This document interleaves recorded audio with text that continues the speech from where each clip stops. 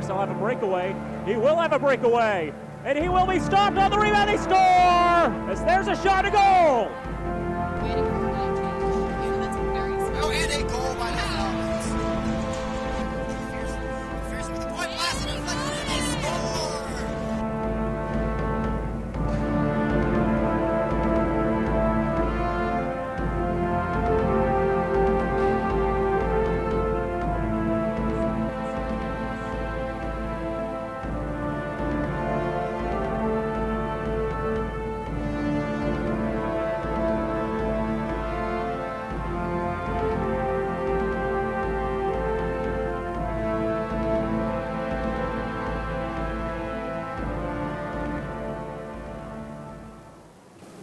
Live from the Wallace Civic Center on the campus of Fitchburg State University, FATV presents coverage of Fitchburg State University hockey here on Hockey Night in Fitchburg. And it's a critical MASCAC matchup here for you today on Senior Day as the Falcons of Fitchburg State take on the Owls of Westfield State. Good afternoon, everyone. Thank you for tuning in. Alongside Tim Foley, I'm Daniel Bolak. Happy to have you along with us here today. Falcons come into this game with a record of 11 wins, 10 losses, 2 draws, 8-6-2 in the MASCAC, coming off a big 5-1 victory over the Vikings of Salem State just 2 nights ago. Falcons got off to a slow start in that one, outshot 12-3 in the opening frame, but then it just started clicking for them early in the second. I mean, that's right, 3 goals in the second, and they were able to go into the second intermission up 3-0, thanks to, in part, a beautiful goal from, I believe it was... Who was it? It was Dean Zerby at the 8:52 mark of that second period. Put them up 3-0. Salem scored to open up the third, but Fitchburg was able to close them out. And now they come back home here today. It's a big tilt against Westfield here, Dan. And Westfield coming off a disappointing loss for them, breaking a 5-game winning streak that started with the Fitchburg State win. A win over Fitchburg State 3-2 back on January the 24th. They lost to Worcester State 4-3. In which the Owls conceded a breakaway and a game-winning goal from Mike Moran with just 3.6 seconds left in the contest. That made it a 4-3 final for Worcester. And that helped the Falcons a lot because with that win for Worcester State, the Falcons still have a shot at a first-round bye, but they're going to need some help. And you mentioned helpful in terms of, standings in the MASCAC, but as well as just kind of slowing down this Westfield team. You don't want to face a team that's coming in with 5 straight wins. They're going to have a whole lot of momentum on their side. It's also great Worcester able to get the win over them and slow them down a bit here. Fitchburg's going to have to play their game of the season right here today. Absolutely, and the last time the Falcons hosted Westfield State back on November 29th, that was one night to forget for Westfield as the Falcons ran them up. 8-1 was the final in that one. The Falcons striking on the power play 6 times. And what was funny about that is just they had only scored 6 times before that all season on the power play. So in one night, they doubled their efforts on the power play. Fitchburg looking to make a miraculous effort such as that one again here today. So the Falcons trying to avenge their 3-2 loss to Westfield back on the 24th of January. If they get that win today, it keeps their chances for a bye alive. We've gone and done the math. There are a couple of bits of help that they need, but the first thing is that UMass Dartmouth and Worcester are playing today. Fitchburg needs Worcester to win that game. If Worcester wins, then all Fitchburg needs is for Plymouth to not lose to Westfield when the Panthers and the Owls play on Tuesday night. And as long as the Falcons take care of their business and get those 2 wins, that will be the easiest way for them to get a first-round bye in the MASCAC tournament and get themselves in straight away to the conference semifinals. We're going to let you listen into the public address announcer for Senior Day festivities here on FATV.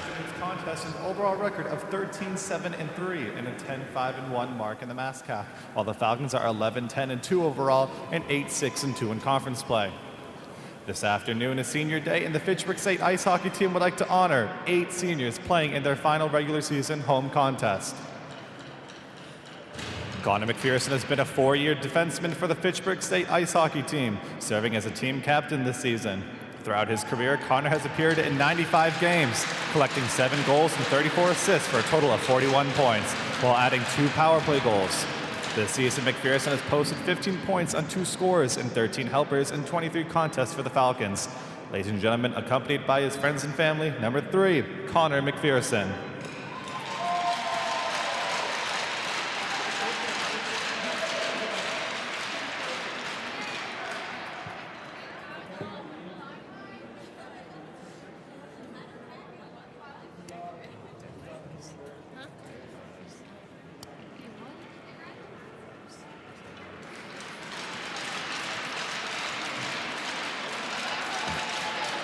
Josh Victor has been a 4-year member of the Falcons ice hockey squad. Over his 103-game career, Victor has collected 23 points on 2 scores and 21 assists. This season, Victor has seen action in all 23 games, posting 6 points on 1 goal and 5 assists, while also serving as team captain this season for the Green and Gold. Ladies and gentlemen, accompanied by his family, number 10, Josh Victor.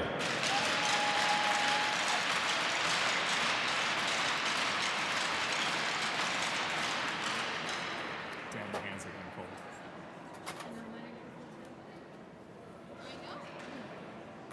Rotate, get another photo. What? Yeah.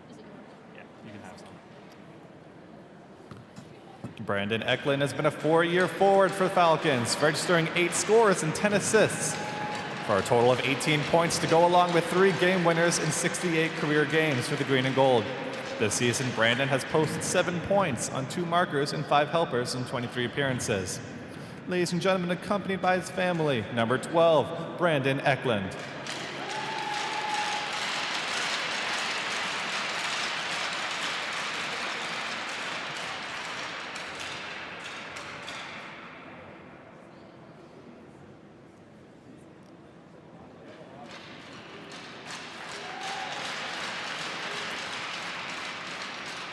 Michael Fretz has been a 4-year member of the Fitchburg State ice hockey team, netting 55 points on 29 goals and 26 assists in 90 games with 11 power play tallies. This season, Fretz has collected 4 scores and 5 helpers for a total of 9 points in 23 games for the Falcons. Ladies and gentlemen, accompanied by his friends and family, number 16, Michael Fretz. I hope it's pronounced Fretz.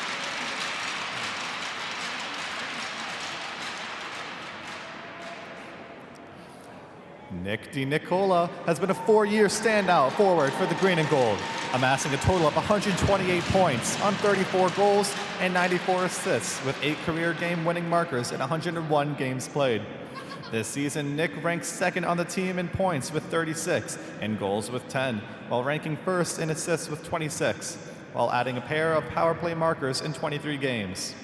Ladies and gentlemen, number 18, Nick DiNicola.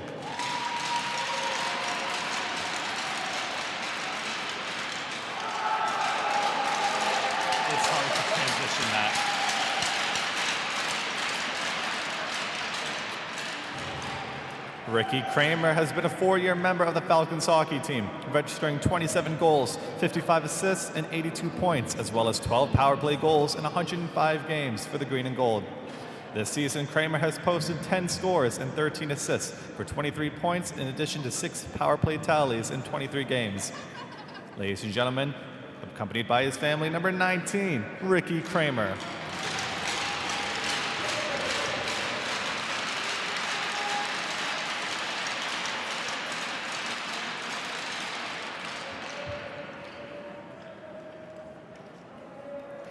Alexander Jostin has been a 3-year defenseman for Fitchburg State ice hockey team, collecting 3 points on 1 goal and 2 assists in 38 games for the Falcons. This season, Jostin has registered 1 point on 1 helpers in 20 games for the Green and Gold. Ladies and gentlemen, accompanied by his family, number 21, Alexander Jocelyn.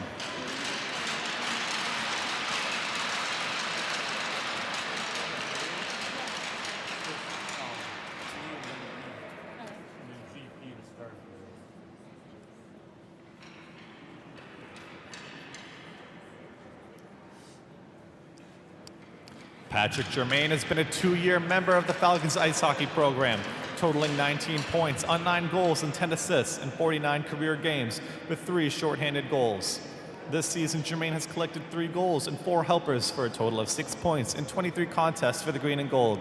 Ladies and gentlemen, number 26, Patrick Germain.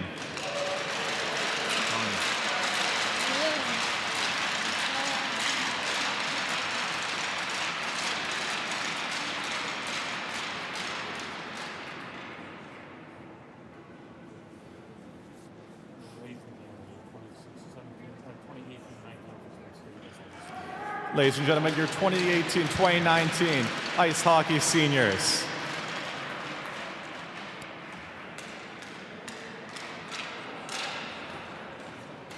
Apparently I did a good job. I'll take it.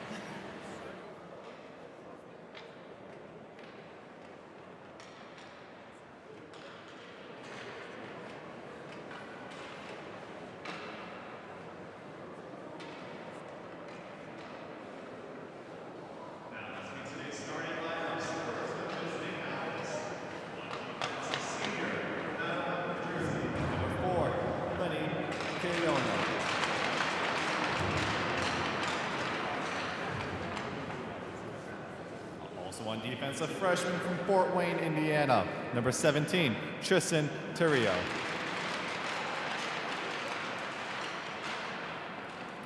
At forward, we have a junior from Helsinki, Finland, number 11, Daniel Backstrom.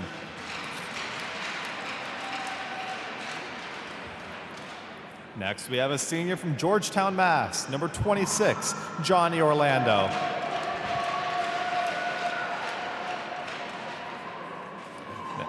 Next, we have a junior from Saint Lazare, Quebec, number 28, FX Girard.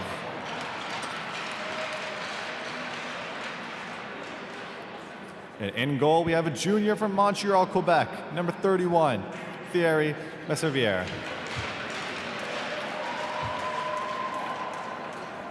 The head coach for Westfield State in his 10th season is Bob Neal. The associate head coach is Mike Young. The assistant coach is Jeff Walker. And now the starting lineup for your Fitchburg State Falcons. On defense, we have a senior from Clovis, California, number 3, Connor McPherson.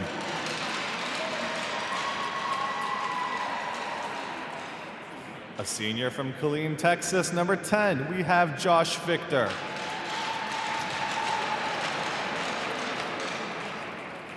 And at forward, we have a senior from Fitchburg, Mass, number 12, Brandon Eklund.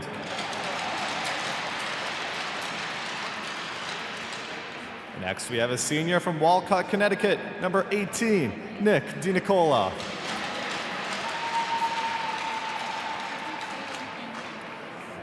We also have a senior from Barnstable, New Hampshire, number 19, Ricky Kramer.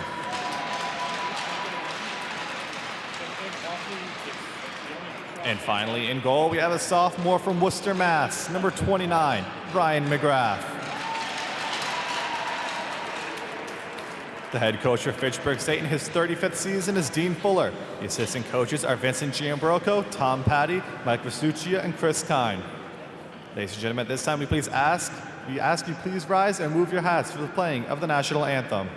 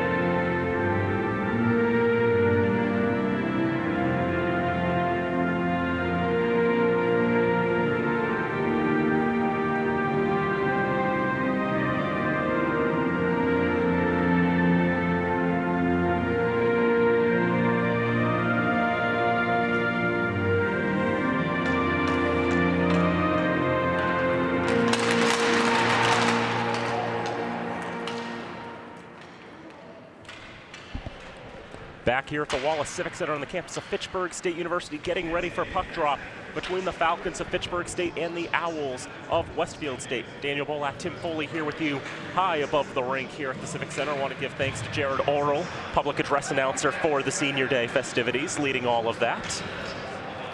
And now we're getting ready for puck drop. And let's talk about these two netminders. Of course, for the Falcons, they don't have a senior goaltender, so they're going to have to do the next best thing and start the sophomore, Brian McGrath, who is having an unreal season in goal for the Falcons. Yeah, I mean, you say the next best thing, and I'm sure Fitchburg's happy with doing that without a senior goaltender. he's just, like you said, an unbelievable season. 2.04 goals against average, 944 save percentage. He has a record of 11-7-2 as a sophomore here. He's touted as one of the best goalies this team has had in a while. And so this team's more than happy to have him along right now, especially as a sophomore. He does all this while facing 36 shots per game. As for the Owls, Thierry Masservier gets the nod yet again. The junior transfer, the former Plymouth State Panther, he was there for 2 years before becoming the starter straight away for Westfield State. He gets the nod today, his 21st game started. As the puck is down and we are underway, we'll have more of Masservier's numbers in a moment, but the Falcons win the opening faceoff. Connor McPherson tries to dump it in. It's gloved down by the Owls and dumped all the way back down into the Fitchburg State end, where it will go for an icing 15 seconds in. So we'll talk a little more about Thierry Masservier. His number's pretty solid going into today. 251 goals against, a 923 save percentage. He faces about 32.7 shots per game. The average goalie faces has a 273 goals against, 912 save percentage, and faces 31 shots a game. That's the average qualified Division II and III netminder. Falcons had a special lineup there for senior day, five skaters, all of them seniors, but now they'll change to their more normal lines, and that brings Sasha Figge, a sophomore, out on the ice, leads the nation in goal scoring this season. Yeah, and he's just been a force for them all year long. Couldn't ask for anything more for a top line forward. Fitchburg, they got lucky having him here. 23 goals from 23 games this season for the sophomore from Cloten, Switzerland. Owls in the road blue uniforms, shot blockered away by McGrath into the netting and out of play. 51 seconds gone. There's our first shot of the contest.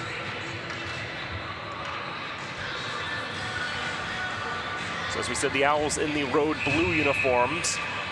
White numbering going right to left in this first period. They've got the names on the back as well. The Falcons in the home white uniforms with gold trim, green numbers going left to right. The Falcons bring it around the boards for Vicario on the near side. Pass up taken by Westfield in the neutral zone. And still pushing on here are the Owls. They get a shot on bad angle, loose in the paint.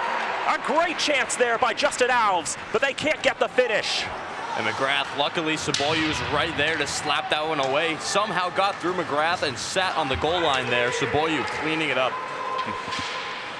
Good on the Falcons defense for getting back there and preventing Westfield from getting the opening strike. There's a bad turnover there. Vicario with a backhand chance. And Masservier, I think, was able to turn that one away. Falcons still have it, get a shot, try to get a redirect from Eklund, goes right past him. Vicario can't get the touch on as it goes to the left side for Jake Radcliffe. He flips it down ice, looking for Aaron Clancy. He's a senior for Westfield. Fitchburg trying to get it out of the zone. Alves tries to knock it down at the left point. Eklund gets a touch on it, can't keep control. Clancy goes to the left for Justin Collins. Collins takes it on the give and go. A nice shot there by Westfield, stopped by McGrath. Westfield picks it up, brings it around the boards to the left side for Robert Neuwirth.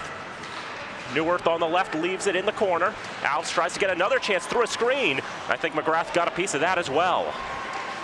Still Westfield controlling, shot blocked by Eklund, and it goes right back to the right point. A shot is cut down in front by one of the Owls. Another chance doesn't go much of anywhere for the Owls. On the right side of the rink, it'll be cleared out, and Josh Boulos will pick it up and send it right back into the Falcons' end. McGrath settles behind the net. 2.5 gone in this first period, no score. As Fitchburg struggling to clear on the far side, but now they'll finally bring it out, but just for a moment, knocked back in by David Chavis. On the left side, and Fitchburg picks it. Not able to get it out, Boulos keeps it and tries to get a shot towards goal. Not enough oof on that one. Pierce Vance around the boards, behind the net, Fitchburg for a moment, but Pierce takes it back, right wing corner. Tries to go to the point, nobody there for the immediate moment, but Fitchburg will take it, and we have a whistle. A penalty is coming against Fitchburg. A slash indicated. First power play of the contest goes to the Owls, 3:05 in. Dean Zerby going to the penalty box. The junior from Harrisburg, Pennsylvania, the business management major, penalized for the 8th time this year. First power play to the Owls. 18.2%, 5th in the conference out of 7 teams. This is their 100th power play of the season. They have 18 goals. Caglianone at the left point tries to get a shot, deflected well high and wide. Aaron Clancy on the right side, not able to keep it in, and Fitchburg will spit it all the way down the ice from Brian Glover.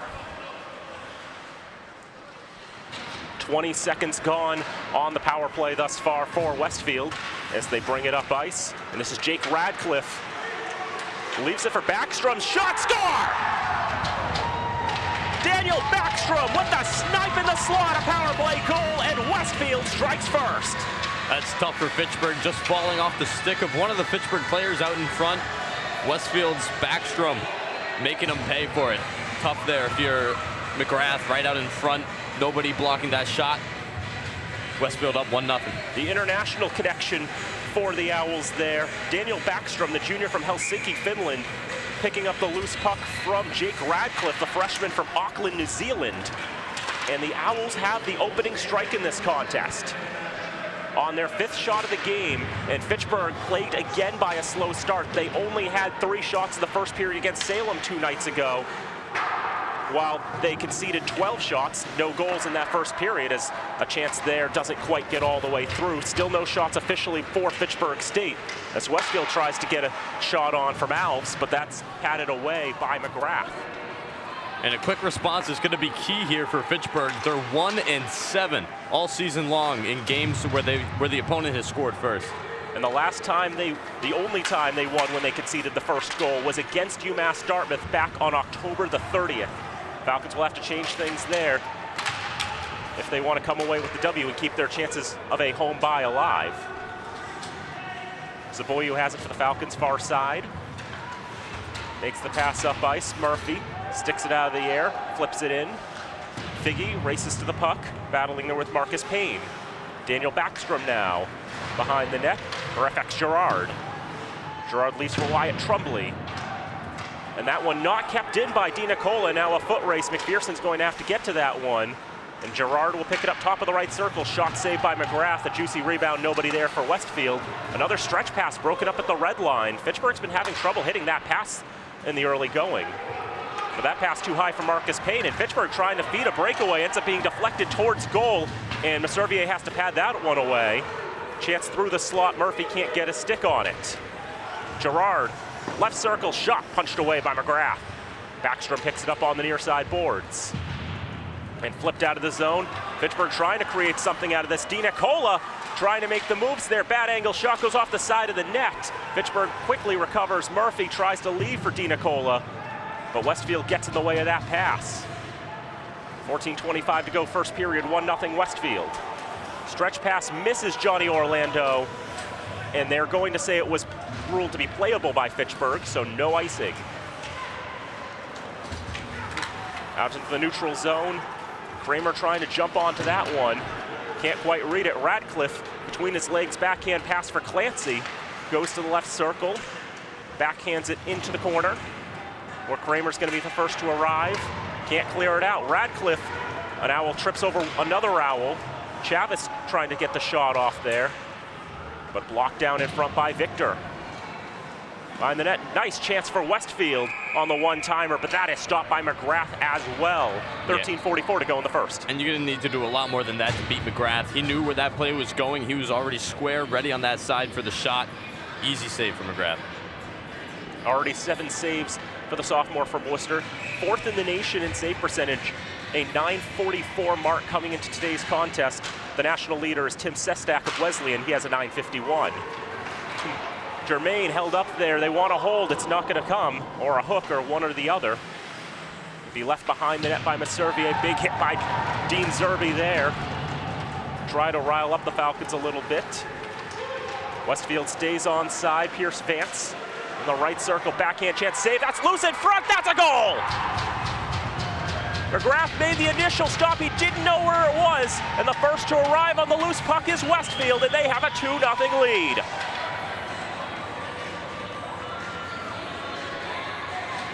Samuel Gagnon leads the handshake line as it's turning into a nightmare start for the Falcons here on Senior Day. It is, and that goal there, I've had it happen before where you don't know where the puck is. You need to rely on teammates to yell it out where the puck is, on your left, on your right. Just, you need good communication for situations like that. And understandably here, Coach Dean Fuller is going to call a timeout, it seems. 13:18 to go in the first. early to use your timeout, but obviously if you see the game already starting to go south on you this early in the contest, it's not at all a bad idea to call the timeout there. Especially if it's as big as a game as this one and you need to get your team back on track quickly. Getting outshot 10-1 right now, you can't have that. And that's something that really has been plaguing the Falcons this season, slow starts. And yeah, if you've conceded the first 10 of the first 11 shots of the game, that's a bad look. And the momentum sailing in the Owls' way. The Falcons, last time they were on FATV, fell down 3-0 early in the second period against Plymouth, the best team in the conference. But the Falcons racked off 3 in a row, were able to force overtime, lost it there. Don't get a point in overtime for that. And now Fitchburg already on the back foot, already looking for their second come-from-behind victory of the season. They're just putting themselves in a bigger hole. That stretch towards goal is going to be about a 150-foot shot. And Messervier able to paddle that down and away. Robert Dewar on the left side, brings it up. Nice backhand pass, that's going to be loose for a nice shooting lane there. The shot taken, and McGrath makes the stop. That one coming off the stick of Tristan Terrio. 9 saves for McGrath in the early going, but it's a bit early to have 9 saves. Yeah, I mean, especially when you consider that, how many shots are they facing per game? 36.5. McGrath, he's been solid for him all season long, but if a goalie's put under such a high usage rate, it only wears down on them more and more. There's only so much they can do to a point. Extrapolate this out, and it's over 70 shots in this game for Westfield, if you extrapolate that out over 60 minutes, which is not what you want to be conceding. McGrath's career high for saves, I believe, is 52. Fitchburg will try to bring it up ice. Haven't really had a good chance, a really good chance on Thierry Messervier yet. Messervier made 32 saves in that last game against Fitchburg State, that 3-2 win. Whereas in the one other game here in Fitchburg, he got pulled after 2 periods after conceding 5 goals. Backstrom brings it up on the right side, has the opening tally for the Owls. Backstrom still holding in the right wing corner with Victor on him. Victor bodies him into the boards. Backstrom still has it. Goes to the top of the right circle. A floater goes high over the net. Glover picks it up. Fitchburg trying to get it across the red line, but Westfield has just been so stout at the red line in the early going. Fitchburg still unable to clear it. And now the Falcons trying to create a 2-on-1, trying to create something, going to goal. There's a shot and a save by Messervier off of Di Nicola. Could have been a better chance there for Fitchburg, but Murphy, while he was coming up on the rush, tripped over the blue line, it seemed. Di Nicola was forced to try and take it himself. Lost that extra option there, so Messervier able to square to the shooter and make the stop. Here's Radcliffe. He takes a shot save by McGrath, and he'll hold 11:14 to go in the first, 2-0 Westfield. Radcliffe, just a freshman for the Owls. Again, from Auckland, New Zealand. He's actually represented New Zealand internationally at the World Championships 3 times. Really? Indeed. Of course, that's Division 2B of the World Championships, which is the 5th tier. But still. Hey, to represent your country, it's a great honor. I'm sure he didn't care how, high up in the international hierarchy New Zealand was. Got some numbers for you for Radcliffe. I'll get those out there when we have a moment, but nonetheless, Jocelyn on the near side for Vicario. Now this is Ricky Kramer. Kramer battling with Cagliano and leaves it for Eklund. Eklund double teamed in the right wing corner. Pop it out to Radcliffe now on the left. He'll bring it out to the neutral zone, and here's Clancy at the red line. Backhand pass finds a Falcon. This could be something for Kramer. Kramer trips over himself. Not going to be a breakaway created there. Not going to be any penalties coming for that. He fell down all by himself. And now we have a whistle as Kramer is actually hurt on that. Must have fallen a bit funny somehow. Sometimes maybe the skate gets caught going the wrong direction and you're moving one way, your leg starts moving the other way, something gets twisted. Hope he's all right, but he's down right now. Athletic trainer coming out. Rebecca Shersnow coming out, being helped onto the ice by Colin Sheehan. That's already the 2nd time in this contest that a Falcon is tripped up in that general vicinity. Question on the quality of the ice at that point. Yeah, I mean, as we did see earlier, Zerby falling over. No, Ryan Murphy, sorry, falling over, and now Kramer here. One of the 8 seniors honored today from Barnstead, New Hampshire, an economics major, a member of the all-academic team. His 106th career game.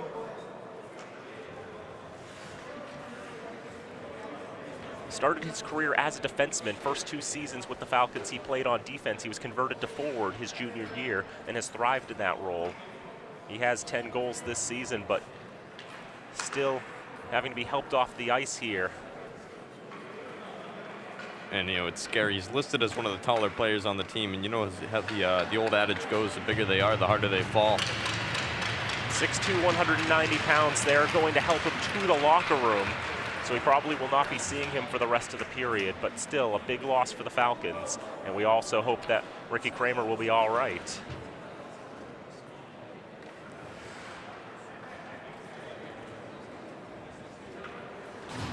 So 10:27 to go in the first period. It's Fitchburg 0, Westfield 2 on goals from Daniel Backstrom and Samuel Gagnon. And assuming he doesn't come back for the rest of the game, that's a huge loss for a Fitchburg team, which has really already been struggling this year in finding secondary scoring beyond that top line of what was Vicario, De Nicola, and Figgy, but have since moved Vicario down in an effort to get that secondary scoring. But now losing Kramer, who is another anchor on that second line, it's going to be tough here going for the rest of the game for the Falcons. And this year they do allow teams to dress an extra skater, so you have 19 skaters instead of 18 like you would in the NHL. That was added this year, and tonight's extra skater was Colin Sheehan. He is a defenseman, so the Falcons now playing with 11 forwards. We'll probably be seeing a little more mixing and matching of the lines. They try to fill the hole there from Kramer. Well, I think what they'll do is they'll move maybe either Jermaine or Zerby from the third line. They'll stick them on the second line, and then the third and fourth lines you're going to have to rotate because you need consistency among your top 2 lines. They're going to be on the ice the most. They need to get working together. And they've already got Fretz up here on the third line with Zerby and with Perry, so I think that might be what the Falcons are trying to do here. As Glover holds it in, tries to get a shot towards goal, bounds well wide. Boomer Miller will pick it up on the left side for Fretz, tries to center out in front, and a quick chance by Hillick. But there to make the stop was Thierry Messervier. 9:09 to go in the first. I mean, it's tough to get him short angle when Messervier was already set up like that, but it's good for Fitchburg. They're getting their passes out in front of the net and getting their opportunities going. And also I want to mention for the viewers here, hearing Tim for the first time on FATV, he does have hockey experience, former netminder for Natick, the Redhawks, is it? The Redhawks, that's correct. So he knows the perspective of a goaltender when it comes to plays like that, and I think that's going to really help our broadcast today. I hope so. I hope those, all those years playing hockey weren't for nothing. It beats my 1 year of street hockey goaltending experience. Draw comes to the right of Messervier, trying to find Fretz on the one-timer. Couldn't get his stick on it. Lenny Caglianone, the captain of the Owls, plays it high off the glass, goes 2 feet under the ceiling, but stays in play. Fitchburg back in their own end, outshot 12-4 in the early goings of this contest, trying to turn it all around. Westfield jamming it into the near side boards. And Hillick for Victor. Couldn't get it out of the zone. It goes off the back of one of the Falcons there, but it's picked up by Victor, who's rushing in as a forward, basically. Backhands, looks for Miller in front. Miller trying to jam away at it. Loose puck. It did not go in the net. And with Messervier having one of his own players on top of him, they'll call play there. Messervier somehow able to keep that one out. It looked like there was some daylight between the puck and the net, but he's managed to just muscle his leg back in the way and make the follow-up save. 5th save of the contest for the junior from Montreal, Quebec. You ever been to Montreal, Dan? Sorry to interrupt. I have never even been outside of the Northeast. I've been to 7 states in my life. There's a one-timer chance save by Messervier, and Figgy unable to get on the board there. That's going to be icing. But as you were saying, Tim? No, I'll just say this, Montreal, beautiful city. Been there twice now. Highly recommend it. Anyone listening to the game here. That's all I'll say. I've been to each of the 6 New England states. I've been to New York State. I've stepped on Hamilton's rink. Oh, really? Yeah, it was an interesting experience. I was there for a computer science thing, actually. There was a job fair. They held it on the rink. That's Sage Rink, I believe, in Clinton, New York. Second oldest rink in the world. Really now? Only Matthews Arena is older. This is a breakaway. Dina Cola, save by Messervier. Messervier is on lock with that left leg here tonight. Makes another stop there. Saboyu picks it up on the left side for Murphy. I think that shot went off the shaft of Messervier's stick. Something actually flew off of it. It's on the other side now. Very interesting there. Backstrom, his shot's blocked in front. Fitchburg will try to bring it back up on the near side. Figgy kicks to himself, tries to feed Murphy. Murphy on the right side now. Dina Cola looks for the doorstep. Figgy was waiting there to put it into the empty net, but great defense there by Westfield. That was Caglianone breaking up the passing lane and surely preventing a goal. Yeah, that was going to be a sure thing if that thing got through. Figgy doesn't miss from that close with that wide and open net. Would have been tough for Messervier to get over that quickly. Puck is stuck on the top of the net there. 6:58 to go in the first. The Falcons have had at least the last 4 shots in this contest. Now the margin just 12-8 in terms of shots on target, but they still trail by 2-0. And I mean, it's a long game, so even if you're not getting these goals back right away, it's important to see the shift in momentum that Fitchburg is getting more shots and opportunities now, which we have certainly seen. As playing on that second line now for Fitchburg is, who else is out there now? It's like Eklund, Kramer, Vicario. Kramer's back. Huh? Kramer's back. I didn't even see him come back on the ice, but Neither okay. did I, but all right. That's good to see.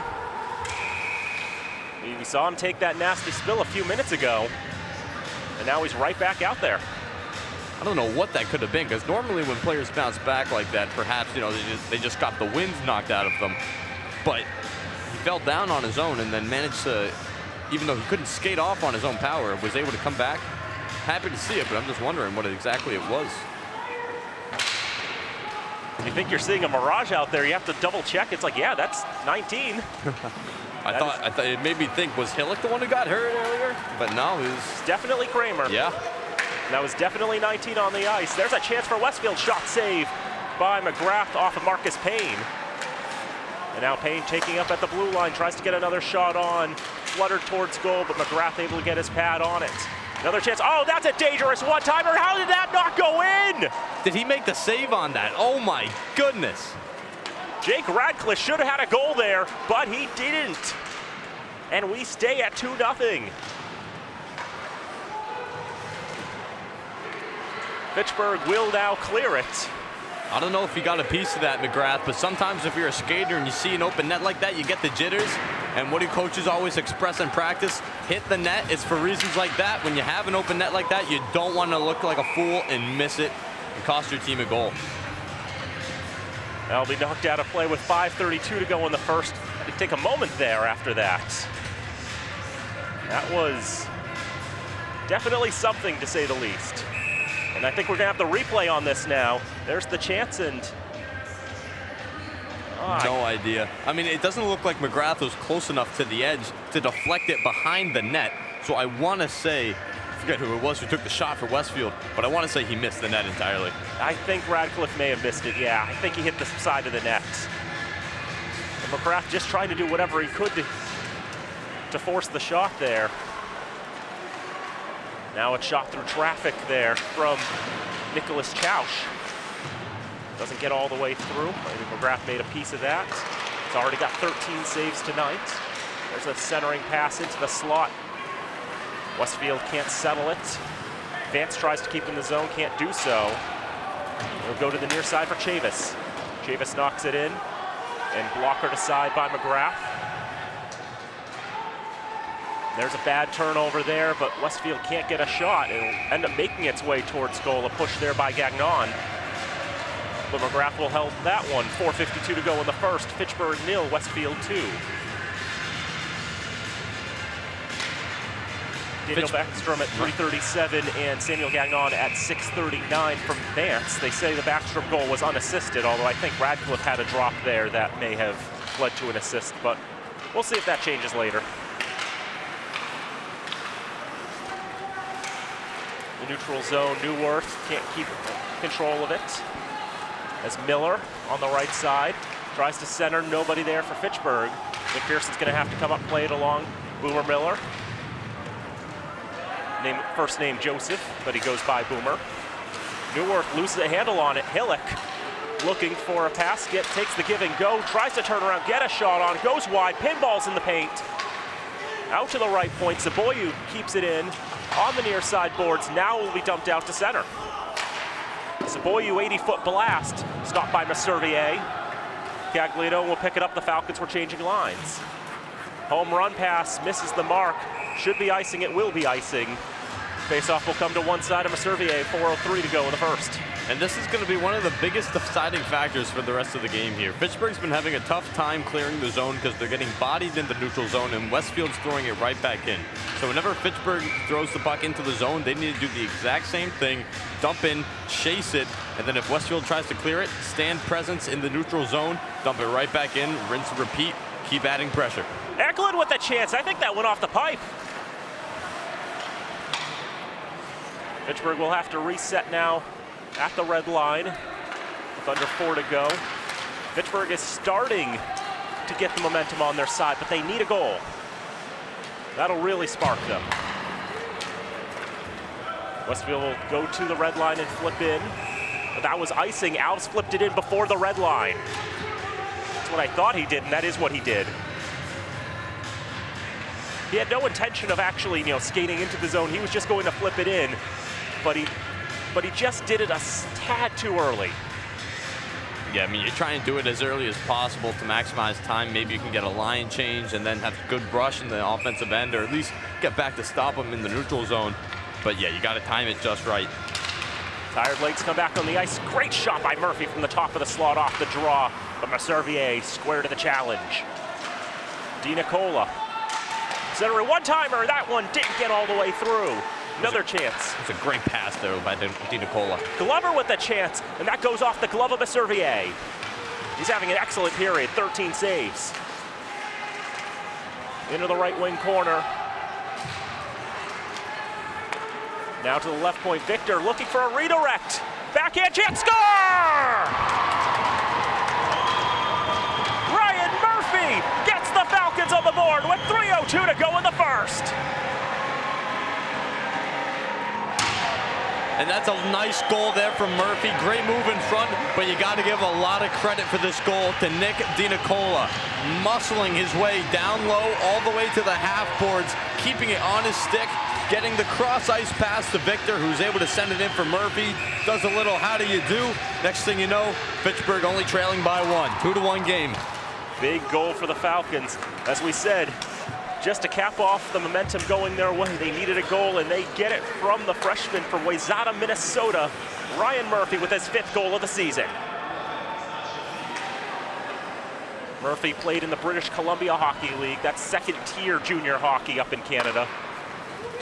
So a solid get, and he's been slowly making his way here for the Falcons, now up on the first line and sort of showing why he belongs there, as we have a bit of rough stuff after the offsides.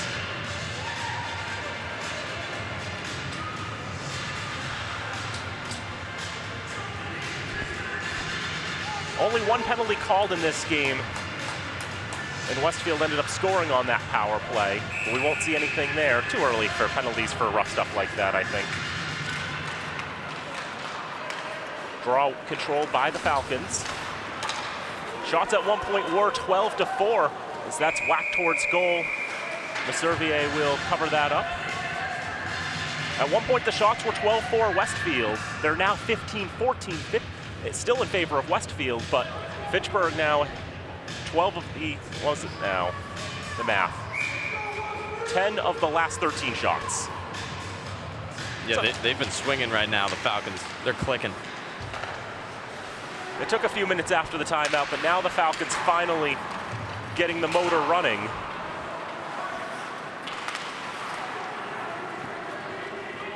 And Westfield having trouble gaining the Falcon zone, because that's another icing going against the blue and white.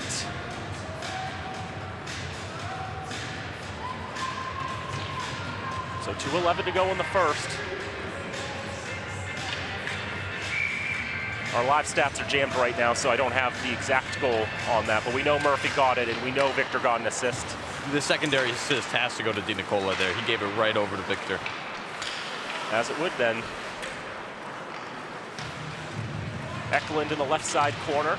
Kramer trying to pick it up there. Still fighting into the boards. A shot through traffic. Doesn't quite get all the way there. Then ends up going wide to the left of Messervier. That one off the boards, and that's going to deflect into the Falcon bench off the stick of McPherson. Nice grab on the bench there by Fretz.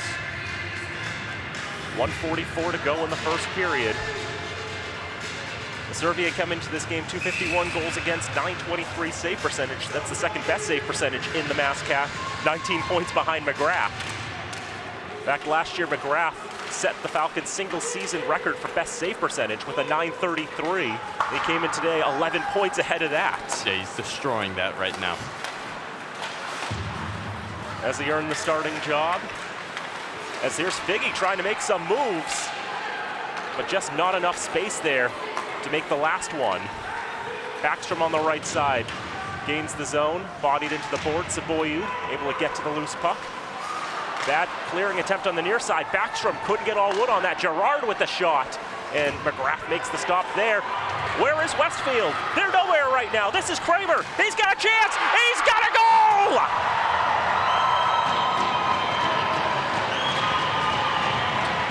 You believe that turn of events? 1:04 to go in the first. We're level at 2.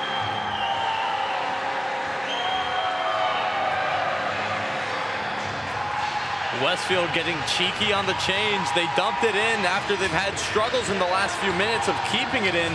Thought they had enough time for the change.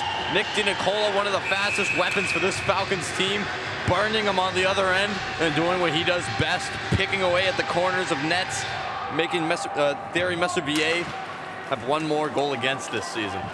2-2 the score. Of course, I ruined the goal call by misreading the number. 18 and 19 sometimes blend together a little too well. That's all right, Dan. We just move on.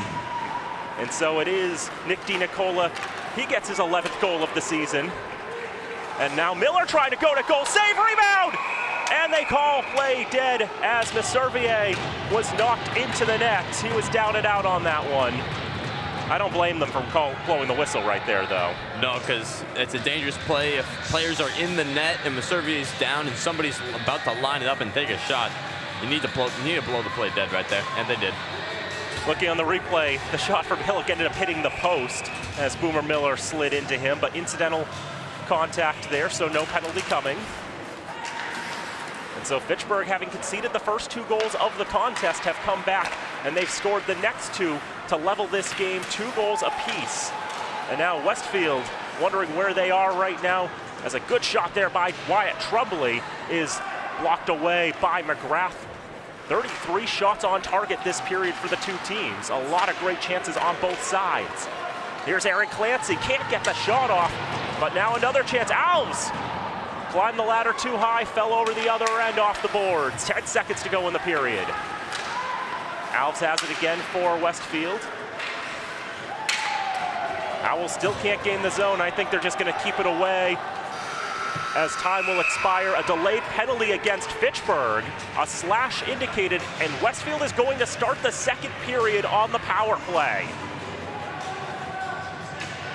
And that's a bad way to end the period for Fitchburg, who had, for the most part, otherwise had a great second half of that period. Coming back, like we said earlier, they were getting outshot 12-4, still getting outshot, but now 17-6, the advantage for Westfield.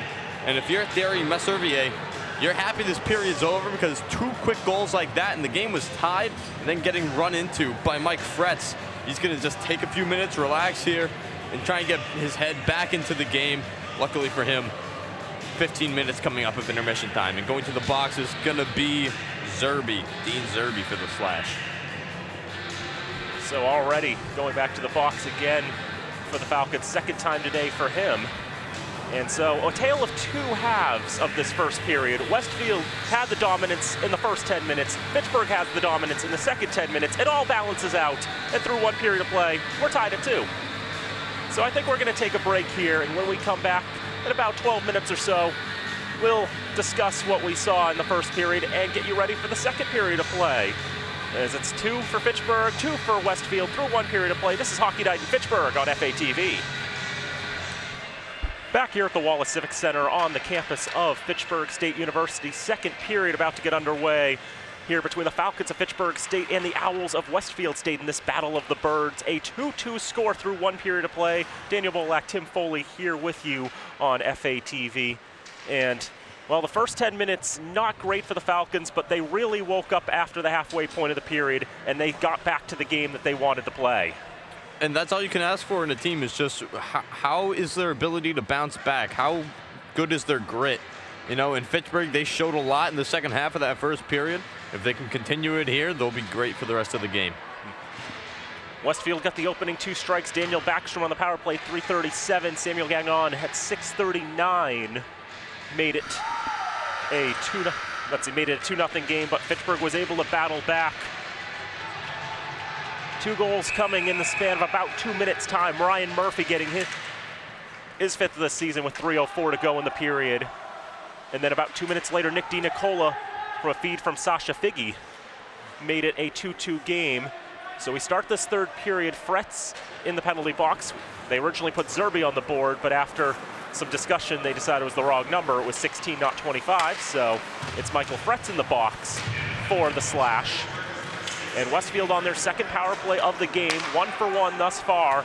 FX Gerard keeps it in, tries to get that pass around the boards, takes an interesting bounce. Going sort of like an M off the boards, off the back of the net, but picked up in the left corner. Westfield still controlling the puck. Gagliano bodied into the boards there. Still on the left side, Clancy switches from the back to the 4. Now to the left side, turning around and sending it around the boards is Jake Radcliffe. Fitchburg doing a good job so far, forcing passes, keeping Westfield off balance. Fitchburg able to force a clear. Emma Servier will come out. He'll slide, knock the stick down to keep it from going into the corner, although at least you don't have to worry about that no play area in college hockey compared to the NHL. That's poked into the zone, and blowing a tire there was Glover overskating the puck, but Westfield unable to get a good opportunity on the loose chance there. And there's another chance, that one off the stick of Robert Newworth, but it ends up whistling high and wide. 30 seconds to go on the power play for Westfield.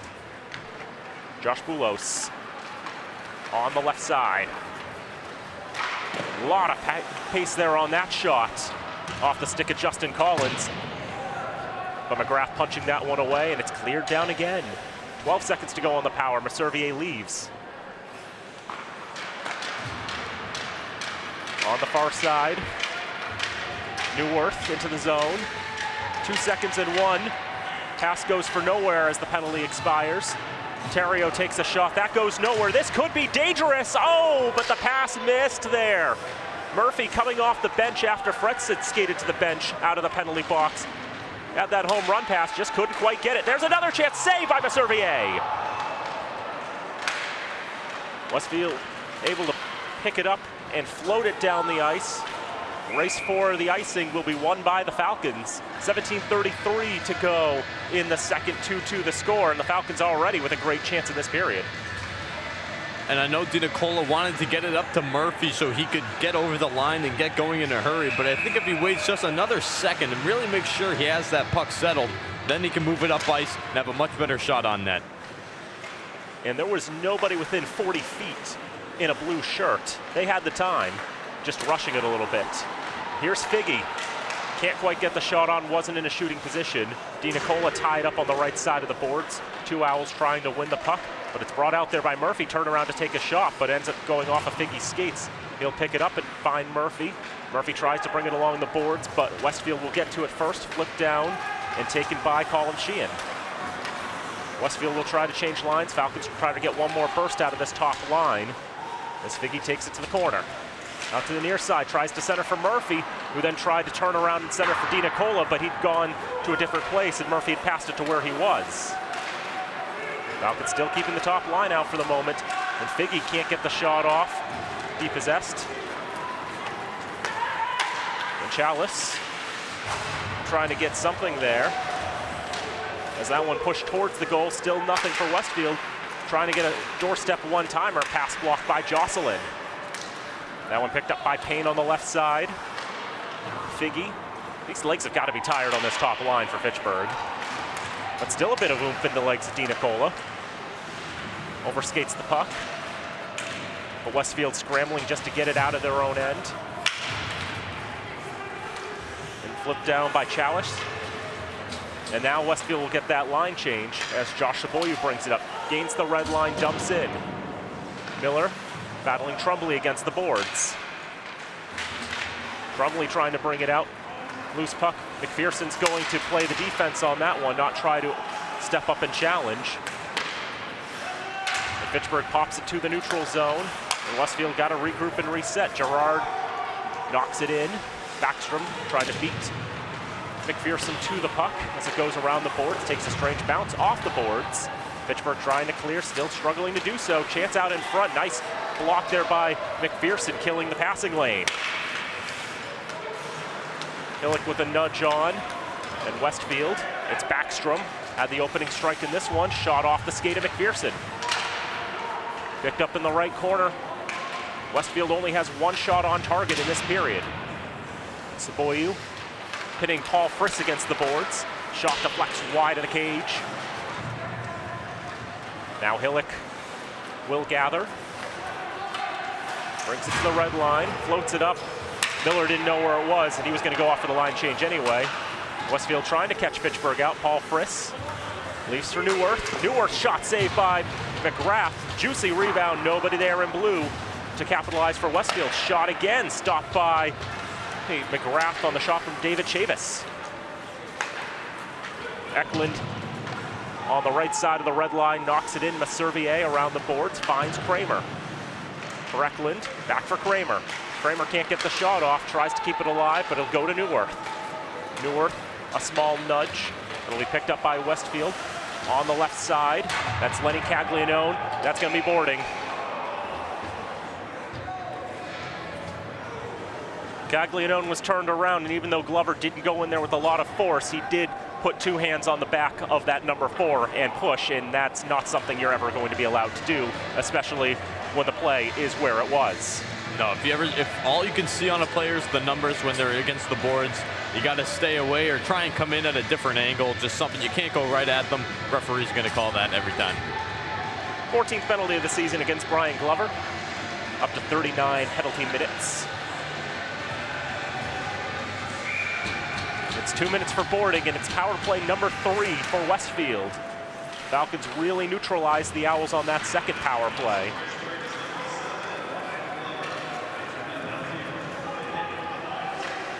Checking from behind is the penalty against Glover. Although boarding's just the same thing, basically, at that point. So again, power play number 3 for Westfield as Backstrom flips it into the zone. Holmes picks it up and slams it around the boards, and it'll go all the way down. Thierry Maservier will leave it. 15 saves tonight for the junior, the first-year Owl. Spent 2 years with Plymouth State. As Caglianone brings it up, leaves for Backstrom in the corner. Now Aaron Clancy, he's a senior for the Owls. Can't do anything with that. Germain tries to clear, kept in by Gerard. Takes a shot from Jocelyn as he gets rid of the puck. And Holmes again with the clearance. Servier settling it down, 55 on the power play. On the near side, Kramer overskates it. Wyatt Trumbley off sides. They missed the timing there as Robert Neuwirth into the zone just a bit too early. 13 to go in the second period. It's Fitchburg 2, Westfield 2. Falcons with the last 2 goals. Justin Collins will take the draw against Brandon Eklund. And Collins will win the draw for the Owls.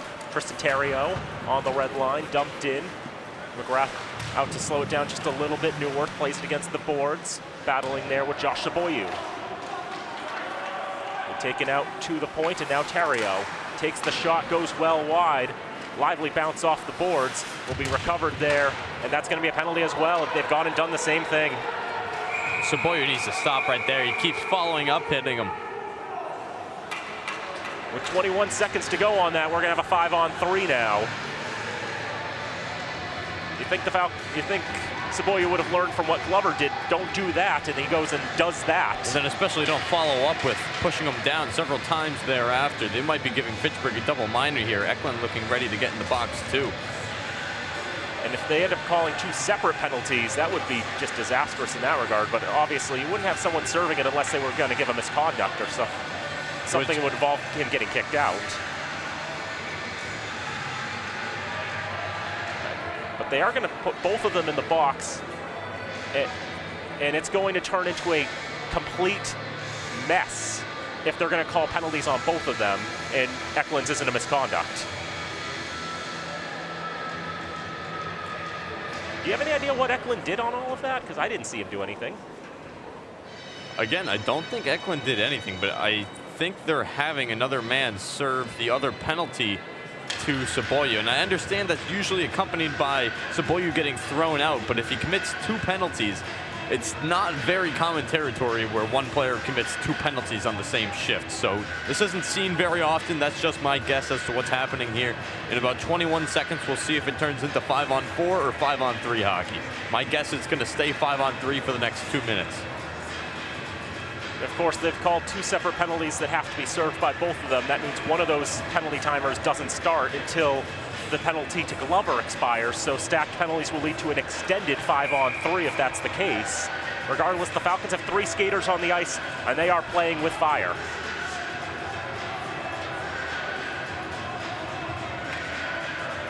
And Jared Orrell's gonna have fun announcing these.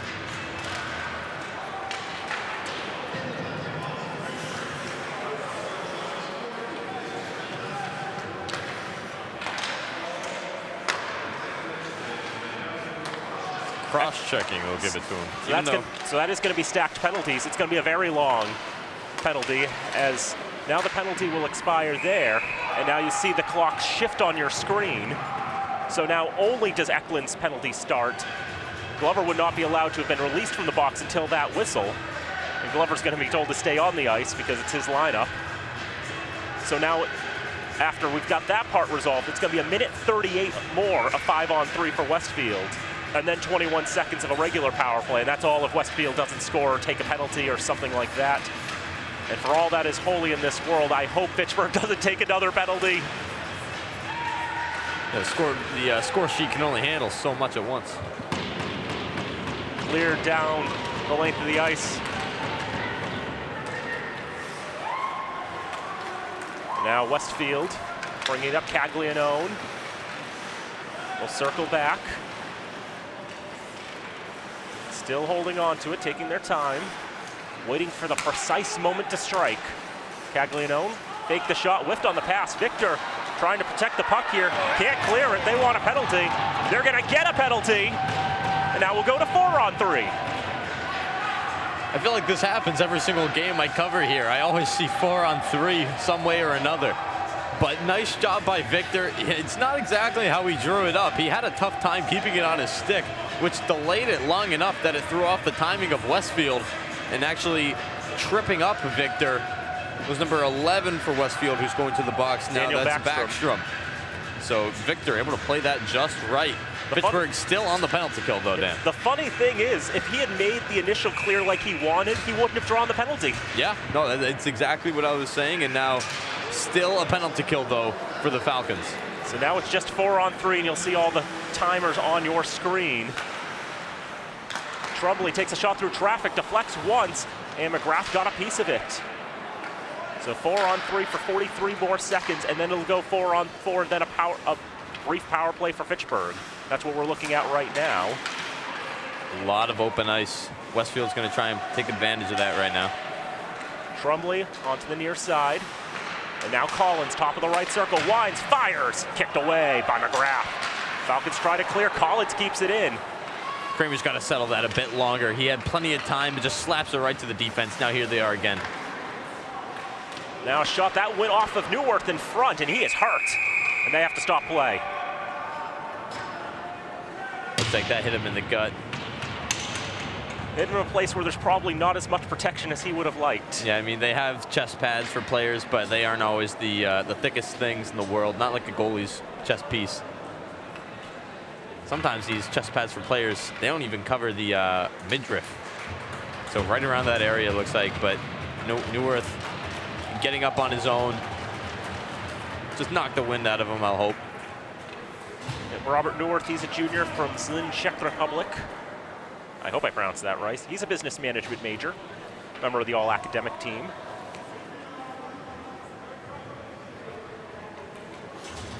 Neuwirth playing in his 68th career game, 8 goals and 17 assists for the Owls in his career. He's got 5 and 7 this year.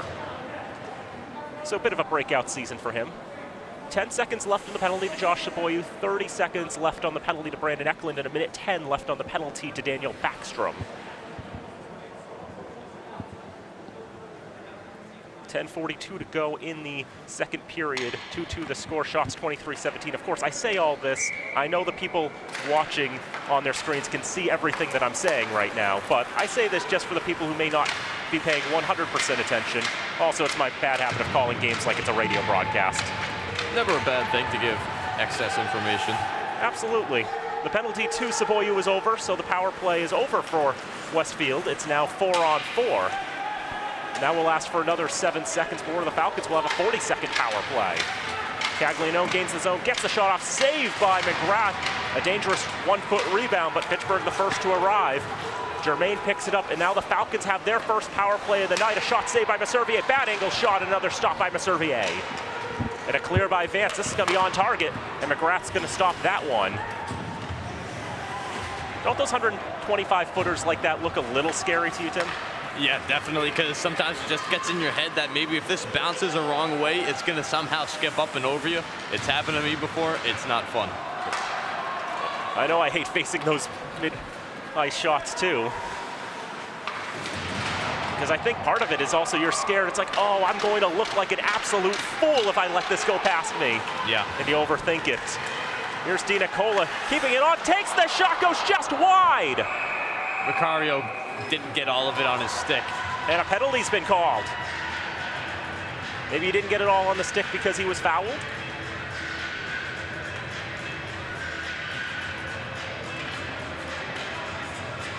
I think the referee was just going to the scorekeeper in an attempt to get a new puck. Maybe that's what it was. I thought that was a penalty. Well, the man with the orange armband raised the arm. That typically means a penalty, but no, not that time.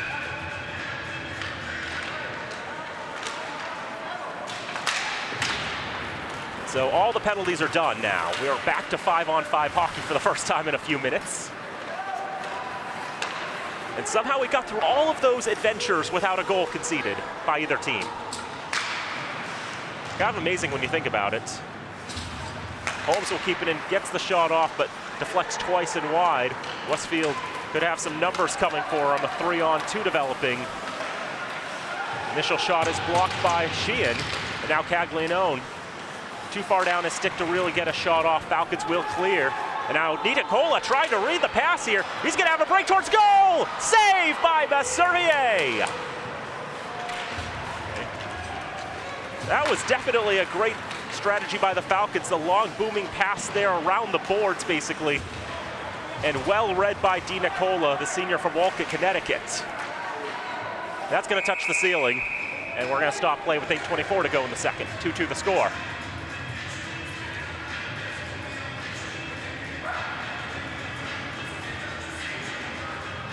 So shots in this period, 8 for Westfield and 3 for Fitchburg. But of course, Westfield had that very, very long 5-on-3. Falcons win the draw for Di Nicola. Now Figgy off the boards. Messervier leaves. He's had to make some big saves as Fitchburg knocks down that chance. Di Nicola now for Glover, turns around, tries to put it towards goal. Caglianone gets in the way of that pass to Figgy. Westfield trying to rush while the Falcons were changing, but FX Gerard could not read it well. Sent to the neutral zone. Chavis with a touch on. Glover will get to it for Fitchburg. On to Victor. Chavis flicks that up in the air. Fitchburg trying to rush towards the puck, unable to play it on the bounce. Backstrom behind his own net. Long home run pass. And they're going to call the offsides as it touched a player who was over the blue line before it got to McGrath. And they're going to rule the faceoff's going to come all the way down into the Westfield end. Ambitious strategy, but didn't turn out the way that Westfield would have liked.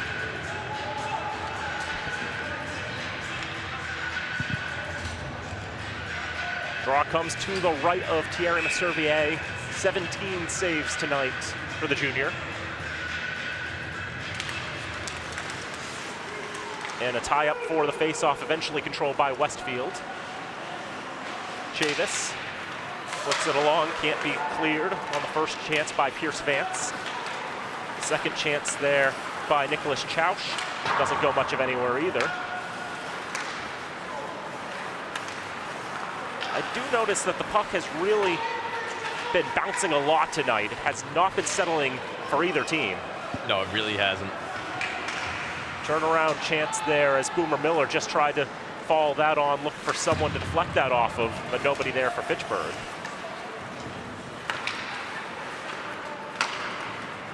Falcons get a touch on the neutral zone, pushing forward. That pinball's around. It's going to go to Chauch. We'll knock it on in McPherson. Off an owl who was trying to change. Westfield didn't have too many on at that moment, so we'll play on. 90-footer by Saboyu goes wide. Falcons had the delayed offsides against them. Here's Collins. Collins with one defender to beat. Poked off his stick by Jocelyn and sticked away by McGrath. Nice job getting around Jocelyn, but just getting it too far ahead of himself, right at the stick of McGrath, who plays it into the corner. Paul Frisk trying to find trouble. He can't get the shot off. Now Robert Newworth, good to see he's all right after taking that shot in the stomach. And Kramer trying to draw a penalty. He's gone and done that. Falcons will get a power play. Sheehan gains the zone, stays onside. Falcons have the extra attacker on, which will last until the whistle. And the Falcons will have their first 2-minute power play of the night, coming with 5:48 to go in the second period. We say it's the first 2-minute power play of the night, but how many of these penalties tonight have actually lasted 2 minutes without any other interference? Very few of them. I don't know, one? I think two, maybe. Two. And there's been like 5, 6 penalties in this game. Yeah, it's been a silly one. Newworth into the box. His 9th penalty of the season. It's been an adventurous period for him. So the first proper power play for the Falcons, they had a 40-second advantage after all those stacked penalties resolved. Here's McPherson. Goes to the right side for Figgy. Now back to McPherson. Winds, fires through traffic, looked for the redirection from Vicario, but Messervier square to the challenge. He makes the stop. 20 seconds killed on this power play. Draw will come to Messervier's left. Falcons still have that top power play unit on. But Westfield trying to pull it out of the zone. They've got a 2-on-1. Here's Paul Friss on the right side. Paul Friss scores! Shorthanded goal for Westfield. They retake the lead. The freshman from Portland, Oregon, with his 5th goal of the season. He had a big tying goal on a breakaway just 2 nights ago. And you see the shot on the replay. Just beat McGrath short side. Just elevated just enough over his pad. And McGrath couldn't get his glove down quickly enough to cover it. I mean, sometimes when you're on the power play, you're not always expecting a shorthanded breakaway the other way, and so McGrath perhaps a bit off guard there as the shot, like you said, just sneaks through him. So Paul Friss, his name is spelled F-R-Y-S, but it's pronounced Friss. You want to say Fries, though. And he's got his 5th goal of the season, the freshman from Oregon. And Westfield has retaken the lead Even when the Falcons get a power play, that happens. DiNicola has it knocked off his stick by Johnny Orlando. And Fitchburg has to regroup. Stunned him for a moment, but now DiNicola regains the zone. Spins it towards the goal where Kramer will pick up on the right side, now for Figge. Figge needs a goal, by the way, to stay above his goal-a-game pace. Well, 23 from 23 is exactly a goal a game. So he'll need a goal today if he wants to keep that number with a one-shot score! Glover took the shot, it slips through Messervier. It's a power play goal, and we are level at 3.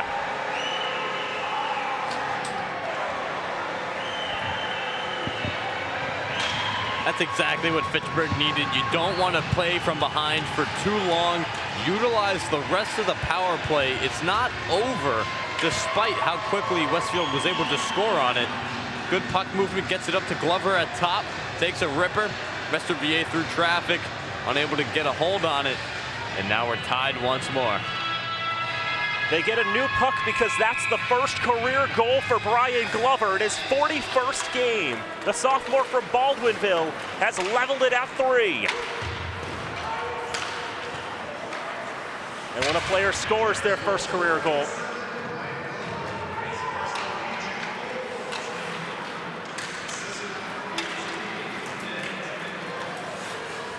DiNicola gets the lone assist on the goal from Glover. And so the Falcons give up a goal on the power play, but they get one back. So it all evens out again. And here's another odd man rush for Westfield. This is Backstrom. He finds his target. Big save by McGrath. That's why they call him one of the best in the league, Dan. Getting across like that, that's no easy task, especially on collegiate hockey players. Sliding across, keeping it from getting through the 5-hole. Excellent save by McGrath. 25 saves for Brian McGrath. That was a big one. He robs Johnny Orlando. What a name, Johnny Orlando. That's a rock star right there. Oh, yeah. There's a great shot there by Collins, stopped by McGrath. Boulos, top of the right circle, a lot of traffic in front, and McGrath able to make the save. Another shot, another save. 3 quick ones for the Owls there. They're trying to take momentum back here. And if it weren't for Brian McGrath, this game would be uneven once more. Good job staying up high on the traffic. You want to get as close to the pile as possible so that if something does stick through, you're right there making the save, as opposed to hoping that when you sit far back in the net, it'll come right to you. Good job cutting down the angle. Holmes will pick it up as the Owls lost the handle on it. 3 minutes to go in the second period. Fitchburg 3, Westfield 3. Jocelyn fires it towards goal, and Messervier will turn it away. Figge trying to push it back in the zone, but it delayed offsides. Falcons have to touch up. Owls still struggling to get it out, but now they will. This is Neuwirth on the right side. Jocelyn knocks the puck off his stick. Holmes behind the net. Will bring it up. It goes off the skate of Cagliano towards the Westfield bench. They've got to freeze their line changes for a moment there. Goes to McGrath, who will leave for Holmes. Holmes quickly loses it to Alves. On the left side. Into the corner. One-timer opportunity by Clancy. Swing and a miss. And all the way down it goes. Wyatt Tremblay will have to pick it up. Marcus Payne touched on, but the Falcons on the red line. Saboyu blasts from 85. And will be gloved down by Messervier. Tries to play it along the boards. Takes a hop to Murphy. Kept in by Saboyu. Saboyu tries to get it back to Murphy, but it's gloved down by the Owls. Here's Clancy. Into the zone. Backhand pass. Ratcliffe. Shot save. McGrath. With 1:42 to go in the second. We talked about Jake Radcliffe's World Championship experiences. Like I said, 3 times representing New Zealand, 13 goals and 9 assists in 14 games. Some of the other countries he's faced in the World Championships: Spain, Israel, North Korea, Mexico, Luxembourg, China, Turkey, Australia, and Bulgaria. And now you know all those countries have hockey teams. I was about to say, I didn't even know half of those had teams. Interesting. They do, but they're in the 5th tier, which means hockey is still a developing sport there. Yeah. That was played with a high stick. 88 seconds to go in the second frame, a 3-3 game. Westfield with 32 shots in this contest. As we said, McGrath faces 36 a game. He's faced 32 in 38.5 minutes. The goals, go ahead. And that's just been one of the focal points for this team, is just trying to cut down on shots, but nothing they seem to do works in that regard. The Falcons giving up 36 shots a game. Last year was actually worse. They were giving up over 40 shots a game, and yet they won the MASCAC championship. I do not know the last team besides Fitchburg last year to have played in the NCAA tournament while giving up 40 shots a game.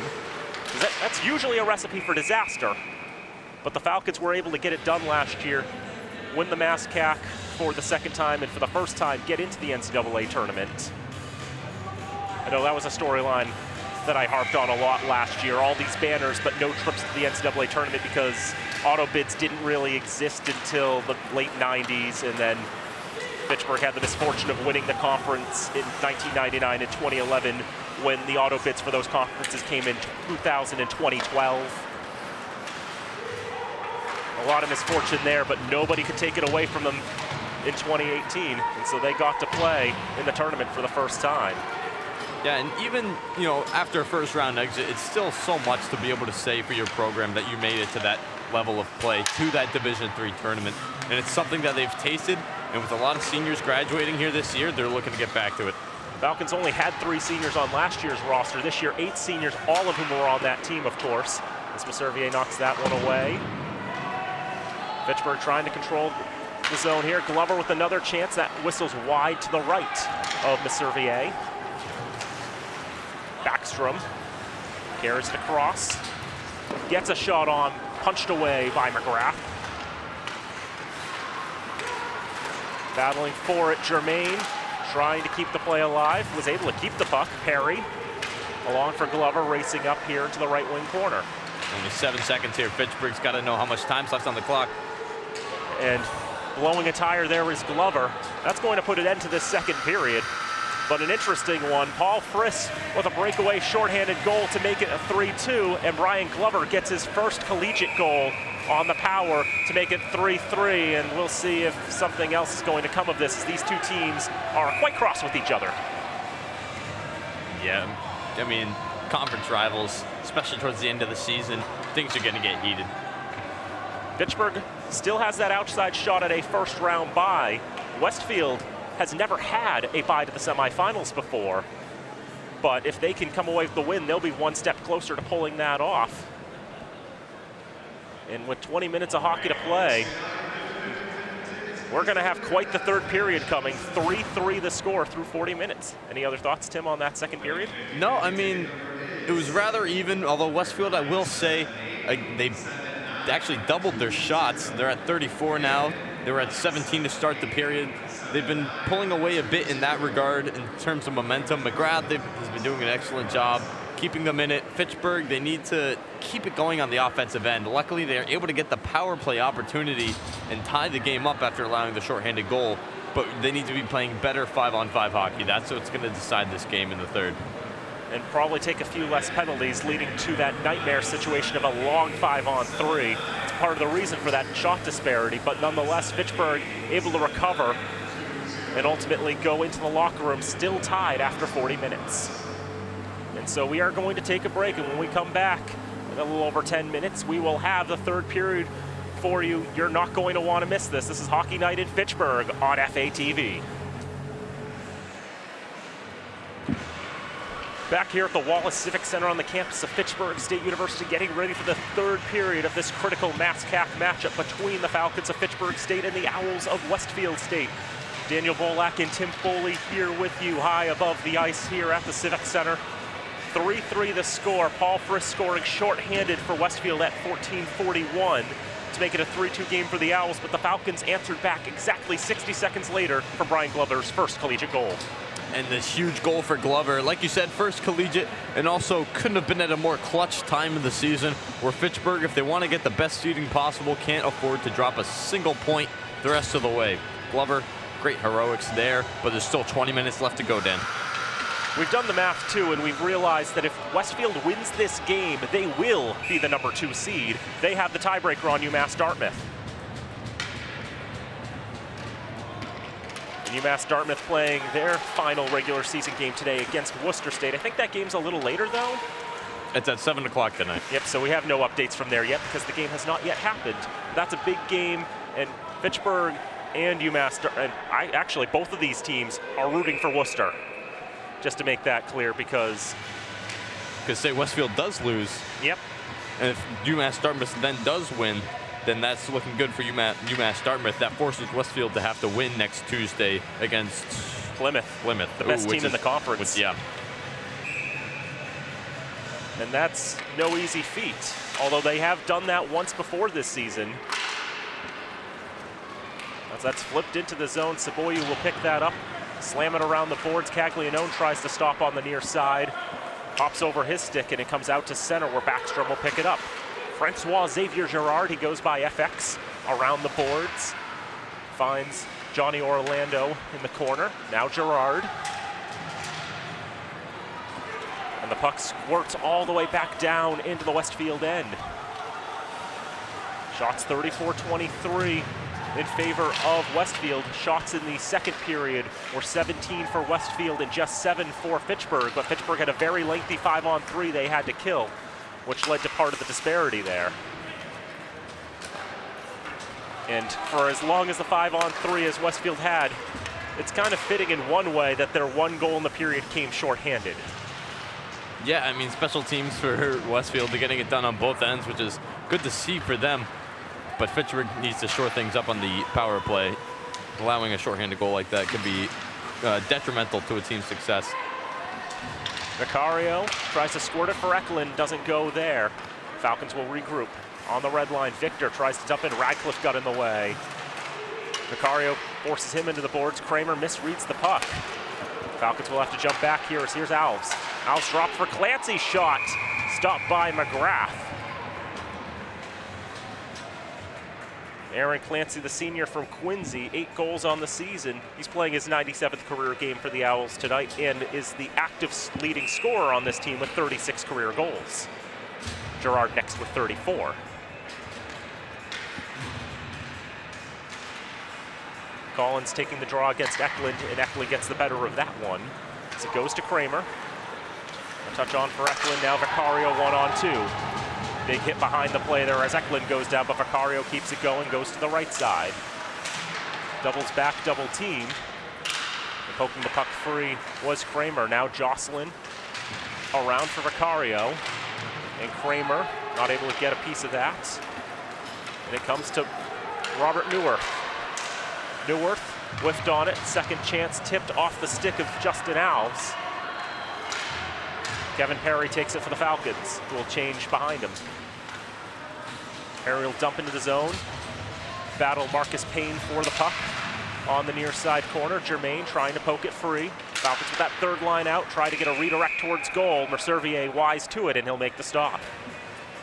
And this third line for Fitchburg's been a great fighting line here, as you can always count sometimes on Perry to get a dependable goal. Zerby and Germain as well. It's really a great third unit the Falcons have here.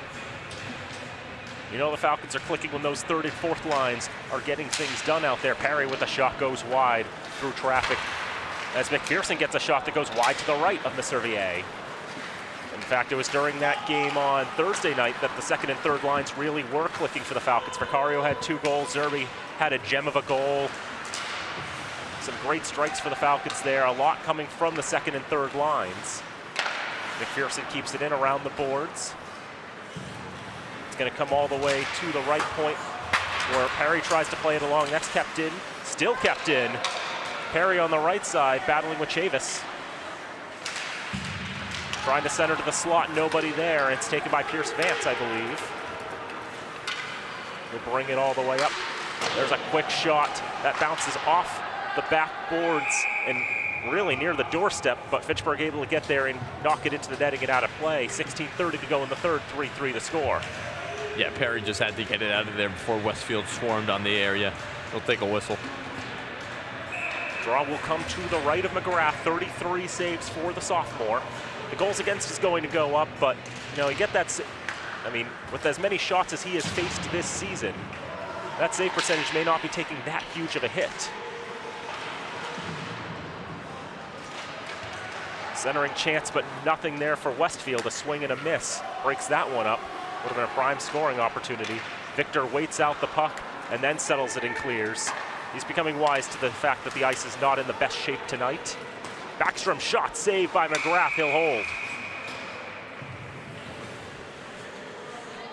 A thought on save percentages. Devin McDonald came into last week leading the nation save percentage out of Geneseo, a .960 mark. He gave up 6 goals in 2 games, and his save percentage fell to .950 because he only faces 20 shots a game.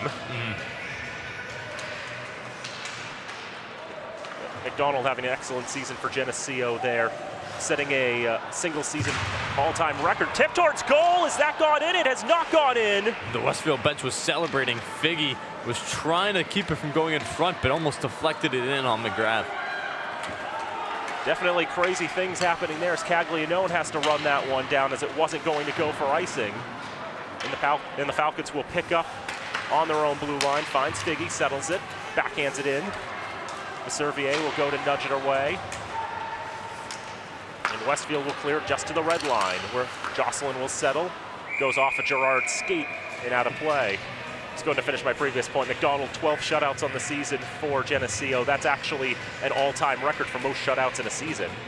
Kind of hard to imagine a team getting 12 clean sheets in one campaign. It's only 25-game regular season, too. I mean, Geneseo, I looked into their program a bit. They've been good. Number 2 team in the nation, only 1 loss and 2 ties to their credit. Only Wisconsin-Stevens Point, 23-0-2, better than them. Not you look around the rest of college hockey. Now back to here, still a 3-3 game. On the near side boards. Westfield pushing to the right side. Not a lot of good wood on that shot. But Westfield still able to keep it in the zone. Clancy whiffs on the line up there, poked free. And Eklund trying to force a break. Cross ice pass. Trying to find Kramer cutting towards goal. That was disrupted by an Owl back on defense. Westfield's done well to get in some of these passing lanes tonight, but hasn't gotten so well in preventing breakaways, in which they've conceded a few. Shot through traffic looking for a redirection, and the referee has to duck out of the way of that. Zerby trying to push on for Kramer. Payne's going to get there first for Westfield. Kramer takes it for him. Now Saboyu, right side, will go around the boards instead. Didn't like the lanes he saw. Payne tries to flick it out. Will be kept in at the left point.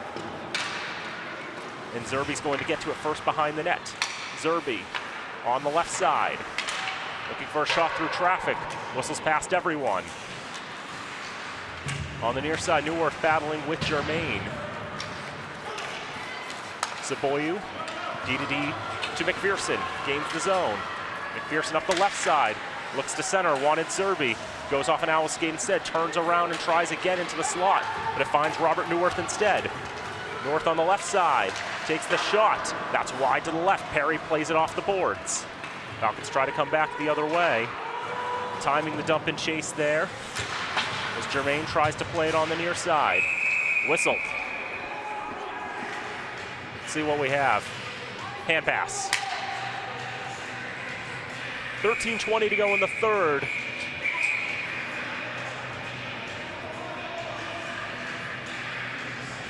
That hand pass happened in the defensive zone. Westfield's not allowed to change. Chance here for Fitchburg. Maybe some tired legs out there right now for Westfield.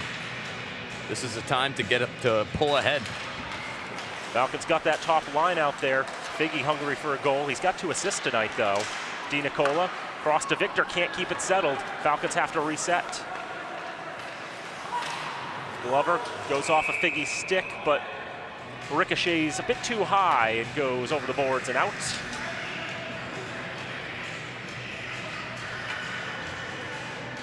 They'll grab a new puck, and they'll have the face-off at center ice. Samuel Gagnon had the second goal for Westfield. He'll take the draw against Figgy. Falcons take that one. Di Nicola goes back for Glover. And taking it here is Ryan Murphy. Murphy finds Di Nicola, shoots, score! Absolute beauty from the Falcons! Di Nicola with his second. They lead for the first time tonight. And as much all season long as this team has looked for some secondary scoring, it doesn't hurt when your top line produces 3 goals on the night for you. Like you said, Di Nicola, his second. Great feed from Murphy. And Di Nicola, very alike to that first goal he had here tonight, just picking apart the net right behind Thierry Messervillier. Sniped it into the top right corner.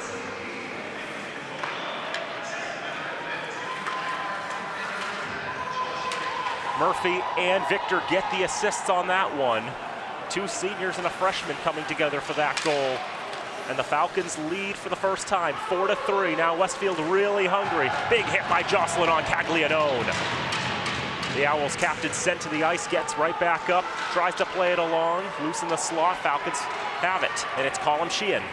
On for Kyle Hillock. Falcons have the 4th line out now. Across from Miller, nobody there. Frett's gonna wind it fire, and Messervillier is going to snare that one out of the air. Nice glove from Messervillier. It was going high, but good reflexes to draw it down, let his team resettle. Messervillier transferred over from Plymouth State. He was there for 2 years. He was the backup to Evan Morelli, one of the other strong goaltenders in the conference. Transfers over to Westfield. The Owls only had 2 netminders last year, and they struggled a lot. Cameron Lindbergh and Brian Holmberg, neither of them able to put up the numbers that they wanted. And so it was an instant improvement for Messervillier to come over. And he's played all but 2 games for the Owls this season.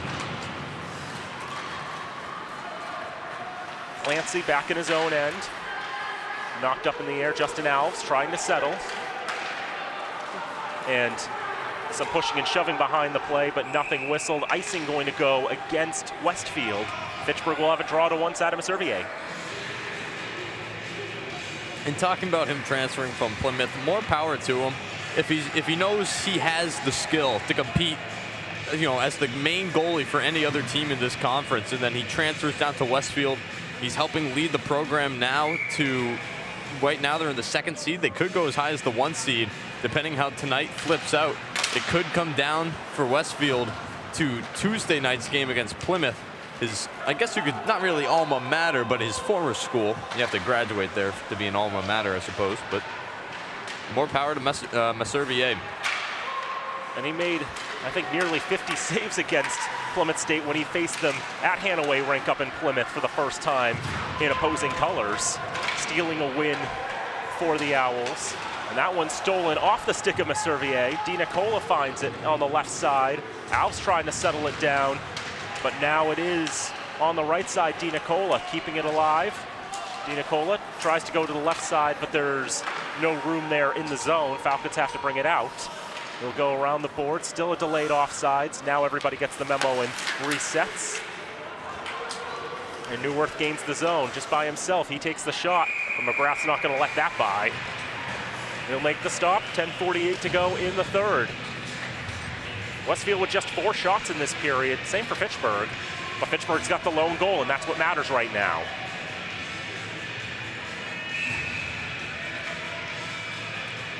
Paul Frist to take the draw for Westfield. He got goal number 3 for the Owls. He'll lose the draw and slammed around the boards.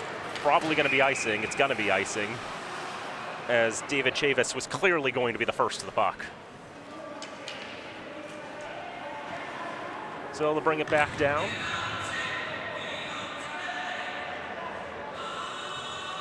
Draw again to the right of McGrath, 35 saves tonight. That shots per game average is going to go up a little bit. Fitchburg pushed it out of the zone, immediately sent back in by Josh Boulos.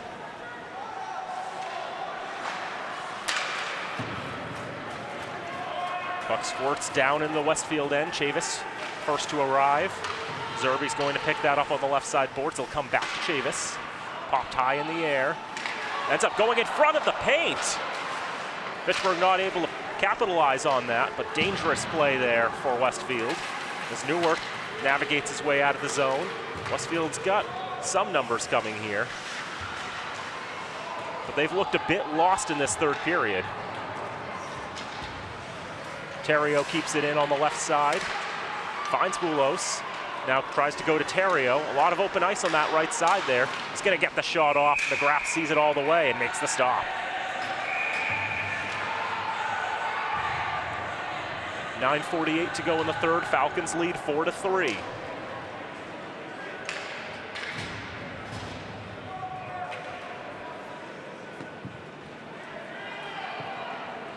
Draw will come to the left side of Brian McGrath. Again, tested a lot in goal tonight, but always up to the challenge.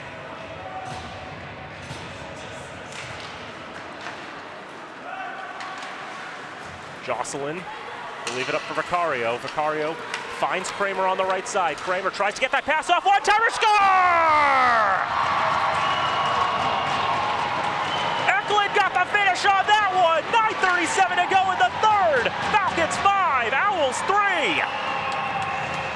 Chris Vicario, great up ice vision, getting it through some skaters up to Kramer.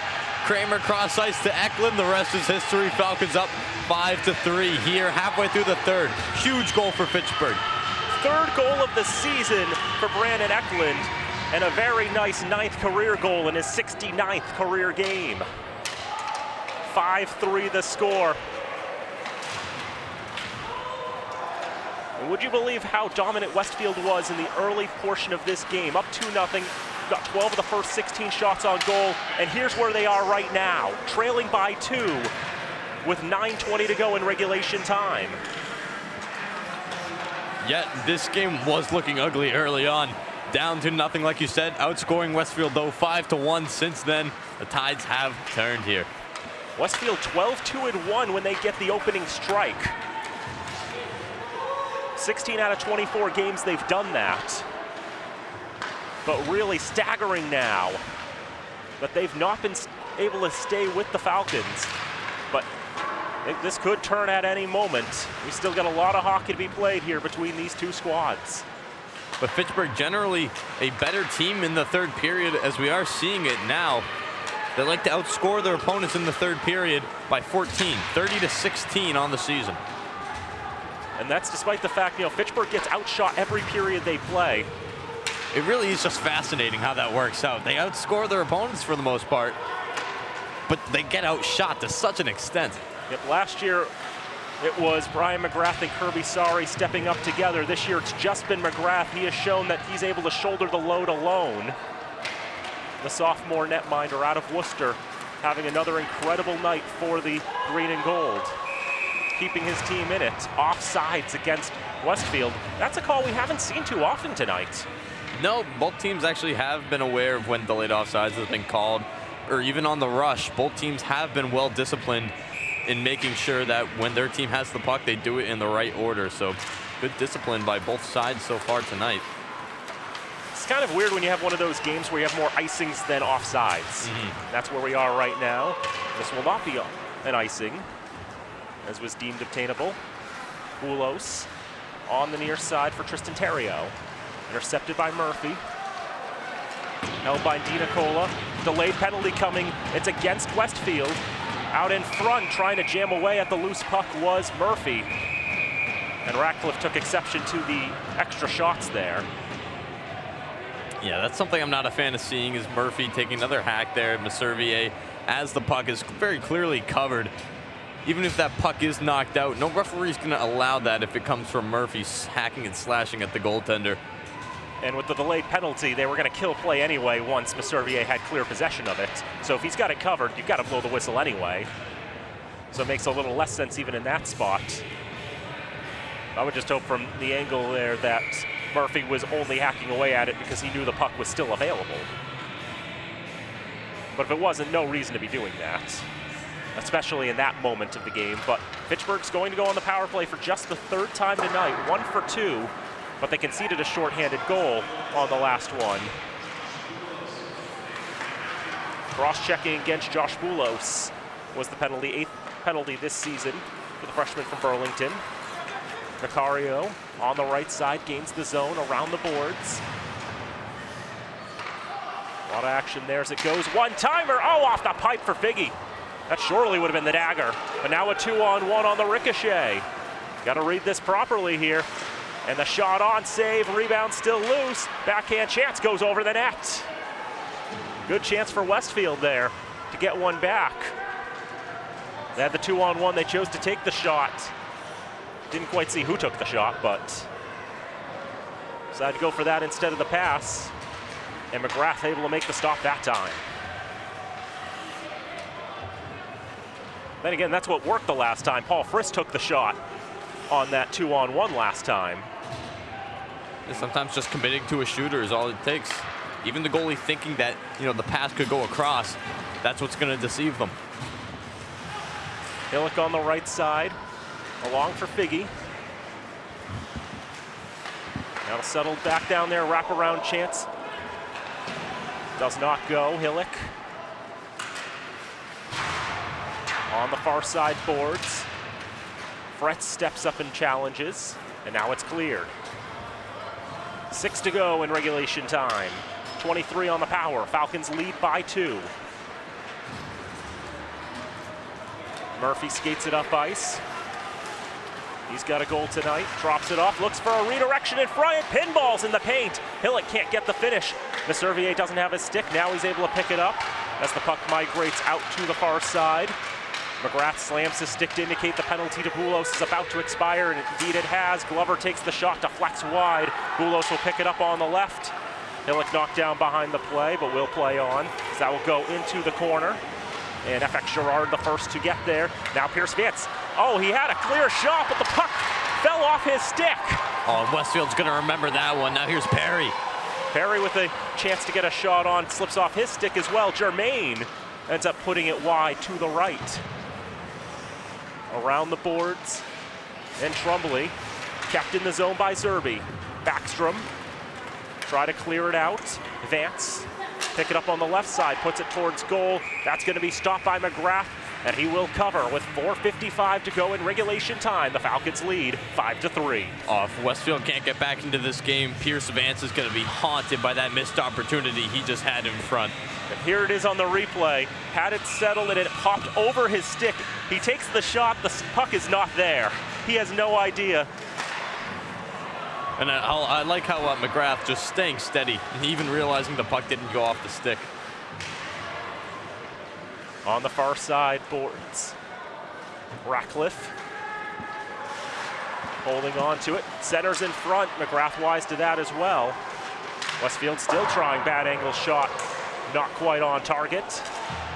Payne trying to keep it alive for Westfield. Around the board, Sheehan tries to clear, but kept in. Payne again, saved by McGrath. Pops out to the slot, but nobody there for Westfield. Dumped in by the Falcons, they'll change with 4:14 to go. Westfield knows that they can, even if they lose this game, a win on Tuesday will still get them that number 2 seed. But it becomes a lot tougher for them. Yep. You'd rather try and beat Fitchburg than Plymouth. Absolutely.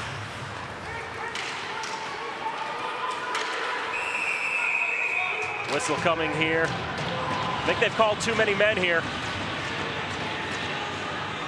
With 3:49 to go in the third.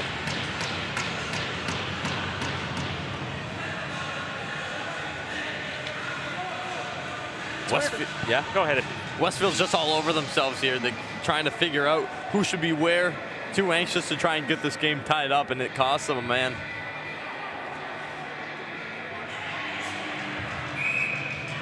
Would they like to have somebody serve the penalty? It'll be Boulos.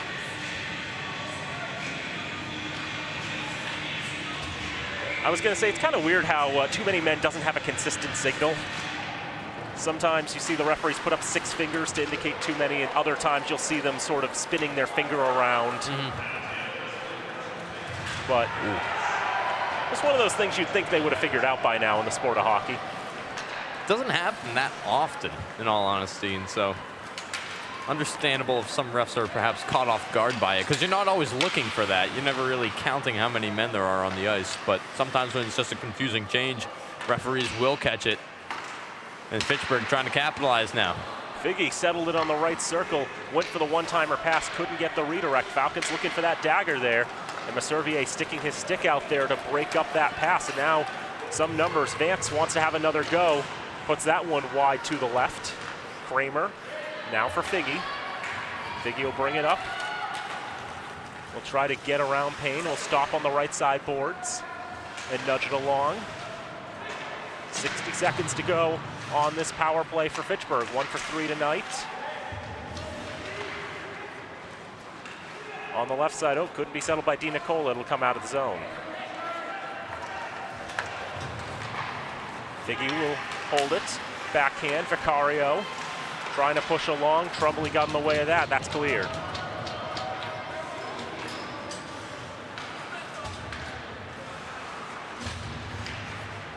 Fretz will hold back there. Glover. Time still ticking down. Falcons willing to waste some time here. And you got to think, once this penalty expires, Westfield's going to be looking to pull the goalie. As Fretz holds it. Gets the pass for Murphy. Now back to Fretz. He'll take the shot. That's blocked in front. 10 seconds on the power. One-timer there by Glover. That's played with a high stick. That's going to come all the way back down. Penalty is up. Westfield back to full strength. And Messervier looking to the bench, waiting to figure out when he should come off. No icing coming on that. Caglianone on the near side. Holds for Collins.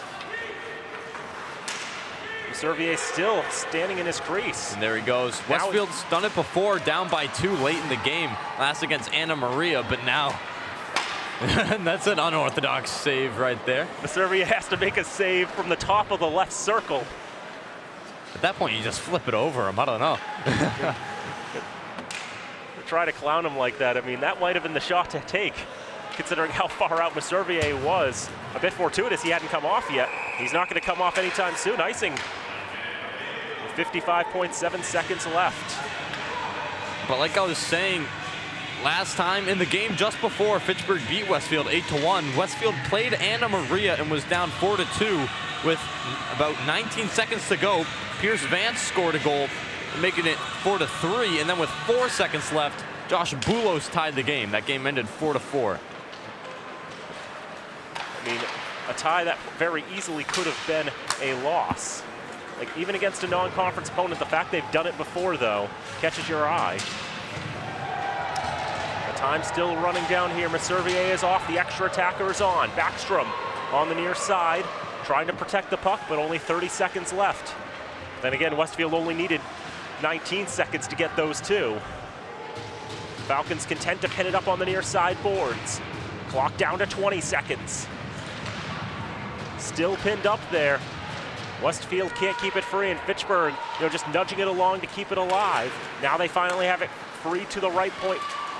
Cagliano couldn't find a shooting lane. They've got to take a shot. They do take a shot, and McGrath practically standing up, able to make the stop with 5.3 seconds left.